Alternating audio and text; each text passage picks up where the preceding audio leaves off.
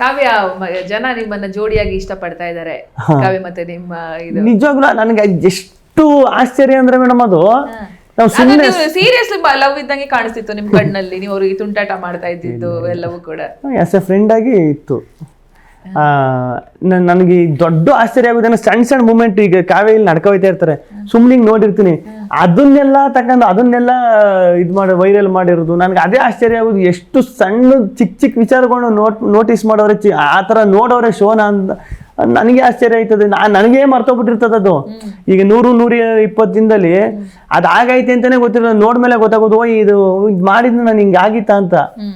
ಅವೆಲ್ಲ ನೋಡಿದಾಗ ಯಪ್ಪ ನಿಜವಾಗ್ಲೂ ಬಿಗ್ ಬಾಸ್ ಶೋ ನಾನೇನಾದರೂ ಆ ಟೈಮು ಆ ಗಳಿಗೆ ಈಗ ಒಪ್ಕೊಂಡಿಲ್ಲ ಅಂತ ಏನಾದ್ರು ನನಗೇನಾದ್ರು ಬೇರೆ ಶೋ ಇದ್ದೋ ಇಲ್ಲ ಬೇರೆ ಏನಾದ್ರು ಕೆಲಸ ಇದ್ದೋ ಒಪ್ಕೊಳಕ್ಕಾಗಿಲ್ಲ, ಒಪ್ಕೊಂಡಿಲ್ಲ ಅಂದಿದ್ರೆ ತುಂಬಾ ನನ್ನ ಜೀವನದಲ್ಲಿ ದೊಡ್ಡ ತಪ್ಪು ಮಾಡ್ಬಿಡ್ತಿದ್ದೆ ಅನ್ಸುತ್ತೆ ಮೋಸ್ಟ್ಲಿ. ಹೌದು, ರಘು ಸರ್ ಮತ್ತೆ ನಿಮ್ಮ ಬಾಂಡಿಂಗ್, ನಿಮ್ಮ ಸಣ್ಣ ಸಣ್ಣ ವಿಡಿಯೋ ತುಣುಕುಗಳಿದೆಯಲ್ಲ, ನಾವು ಎಷ್ಟೇ ಬೇಜಾರಲ್ಲಿದ್ದು ಏನೋ ತುಂಬಾ ಕಠಿಣ ಪರಿಸ್ಥಿತಿಯಲ್ಲಿ ಇದ್ರೂ ಕೂಡ ನೋಡ್ತಾ ಇದ್ರೆ ನಗ್ತೀವಿ. ನಿಮ್ಮಿಬ್ಬರ ಬಾಂಡಿಂಗ್ ಬಗ್ಗೆ ಹೇಳೋದಾದ್ರೆ, ಆ ವ್ಯಕ್ತಿ ಒಂದು ಅದ್ಭುತ ವ್ಯಕ್ತಿತ್ವ ಇರುವಂತ ವ್ಯಕ್ತಿ ಅಂತ ಅನ್ಸುತ್ತೆ. ನಿಮ್ಮಿಬ್ರಿಗೆ ಸಖತ್ ಕನೆಕ್ಷನ್ ಇತ್ತು. ಅವ್ರ ಬಗ್ಗೆ ಹೇಳೋದಾದ್ರೆ ಏನು ಎಲ್ಲೂ ಹೇಳದಂತ ವಿಚಾರ ಇದ್ರೆ ಏನ್ ಶೇರ್ ಮಾಡಕ್ ಇಷ್ಟಪಡ್ತಾರೆ? ಅವ್ರನ್ನ ಈಗ ರಘುವಣ ಹೆಂಗೆ ಅಂದರೆ ಅವ್ರು ನೋಡೋದಕ್ಕೂ ಅವ್ರು ಇರೋದೂ ಸಂಬಂಧನೇ ಇಲ್ಲ. ಅವ್ರದ್ದು ಇನ್ನೊಂದು ವಿಚಾರ ಏನಂದ್ರೆ ಅವರು ಪಾಪ ಅಡುಗೆ ನಾನು ರೇಗಿಸ್ಬಿಡುವೆ, ಓಡ ಬಾಡಿ ಬಿಲ್ಡರ್ ಹಂಗೆಲ್ಲ ಬಂದೆ ಇಲ್ಲಿ ನೋಡಿ ಬೆಳ್ಳುಳ್ಳಿ ಬಿಡಿಸಿದೆಲ್ಲ ಅಡುಗೆ ಮನೇಲಿ ಅಂತ. ಅವ್ರೇನು ಮಾಡ್ಬಿಡು ಆ ಟೈಮ್ ನಾನು ಅಡುಗೆನೇ ಮಾಡಲ್ಲ ಹೋಗಿ, ಇವರೆಲ್ಲ ಈಗ ರೇಗಿಸ್ತಾನೆ ಇವನು, ನಾನು ಅಡುಗೆನೇ ಮಾಡಲ್ಲ ಹೋಗುವಂತ ಬರೋರು.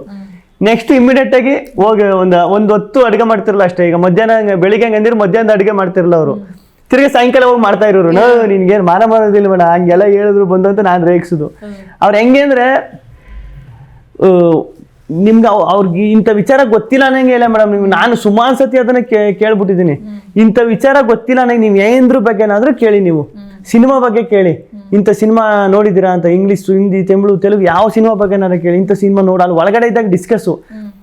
ಅವರು ಈ ಎಂಟರ್ಟೈನ್ಮೆಂಟ್ ಅವ್ರದ್ದು ಹೆಂಗೆ ಅಂದರೆ, ಈಗ ನಮ್ಗೇನಾರು ಬೇಜಾರಾದ್ರೆ ಅವ್ರು ಹೆಂಗೆ ಅಂದರೆ ಒಂದು ಅಣ್ಣ ಯಾವ್ದಾರ ಸಿನಿಮಾ ಸ್ಟೋರಿ ಹೇಳೋಣ ಅಂದ್ರೆ ಹೇಳ್ತಾರೆ. ಇಂಗ್ಲೀಷಲ್ಲಿ ಹಿಂಗೆ ಒಂದು ಸಿನಿಮಾ ಐತೆ ಹೊರಗಡೆ ಹೋದ್ಮೇಲೆ ನೋಡು, ಏನು ಸ್ಟೋರಿ ಹೇಳಂದ್ರೆ ಸ್ಟೋರಿಯನ್ನೆಲ್ಲ ಹೇಳ್ತಾ ಕೂತ್ಕೋತಾರೆ. ಈಗ ಸುಮ್ಮನೆ ನೀವು ಇದು ಹೆಂಗೆ ಡಿಸೈನ್ ಹೆಂಗ್ ಮಾಡ್ತಾರಣ ಇದು ಅಂತ ಕೇಳಿ, ಇಲ್ಲ ಬೇಡ ಈ ಚೇರ್ ಹೆಂಗ್ ರೆಡಿ ಆಯ್ತದೆ ಅಂತ ಹೇಳಿ ಫುಲ್ಲು ಡೀಟೇಲ್ ಹೇಳ್ತಾರೆ. ಇದು ಇದರಿಂದನೇ ಬರ್ತದೆ, ಇದು ಹಿಂಗ್ ಮಾಡ್ತದೆ ಹಿಂಗೆ ಅಂತ. ನೀವು ಏನ್ರ ಬಗ್ಗೆನಾದ್ರೂ ಕೇಳಿ, ನೀವು ಅದನ್ನ ಎಕ್ಸ್ಪ್ಲೇನ್ ಮಾಡ್ತಾರೆ. ಅಣ್ಣ ನೀನ್ ಏನಣ್ಣ ಕಲ್ತಿದ್ದಿ, ಏನು ಗೊತ್ತೇ ಇಲ್ಲ ಅನ್ನಂಗೆ ಇಲ್ವಲ್ಲ ಅಂತ ನಾನು ರೇಗಿಸೋದು ಯಾವಾಗಲೂ ಆ ಥರ. ನೆಕ್ಸ್ಟ್ ಏನ್ ಪ್ಲಾನ್ಸ್ ನಿಮ್ಮಿಬ್ಬರದು? ಮೀಟಿಂಗು, ಎಲ್ಲಾದ್ರೂ ಹೊರಗಡೆ ಹೋಗೋದು, ಮಾತಾಡೋದು, ಆ ಥರದ್ದು ಪ್ಲಾನ್ಸ್? ಅಲ್ಲ ಹೊರಗಡೆ ನಿಜವಾಗ್ಲೂ ನೀವು ನಂಬ್ತಿರೋ ಬಿಡ್ತಿರೋ, ಒಂದ್ 3-4 ಅವರ್ ಇದ್ದೇ ಮಾತಾಡುವ.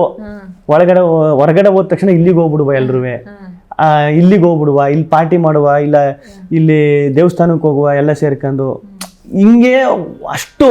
ಈ ರಕ್ಷಿತಾ ಹೊರಗಡೆ ಹೋದ ತಕ್ಷಣ ನಾನಂತೂ ಎಲ್ರ ಮನೆಗೂ ಬರ್ತೀನಪ್ಪ, ಒಂದೊಂದು ತಿಂಗಳು ಇರ್ತೀನಪ್ಪ ಎಲ್ರ ಮನೆಗೆ.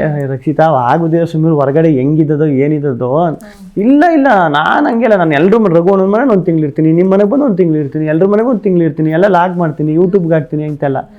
ಇವಾಗ ನೋಡ್ರಿ ಕೈಗೆ ಸಿಕ್ಕುದಿಲ್ಲ, ಸಿಗ್ತೇಲ್ಲ ಆ ಥರ.